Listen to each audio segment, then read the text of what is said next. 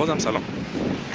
آره الان دارم میرم سر کار دیگه. الان برفم هست، آسمون سفیده، این کنارا نگاه چیز سفید چیز میشه، شاید تصویر بیاد.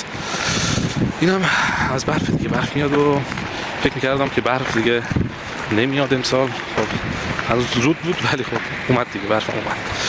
خب دوستای عزیزم،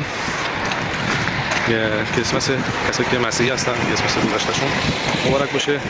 البته من خودم مسلمونم، مسیحی نیستم ولی احترام دارم به کسایی که مسیحی هستن یا حالا هر چیز دیگه، هر دینی که هستن احترام دارم. امیدوارم که موفق و مایل باشین.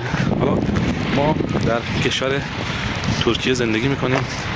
الان هم که تو این کشور ترکیه هستیم، خب با همین سال اینا سالمون جدید میشه. بعد چند روز بیشتر نمونده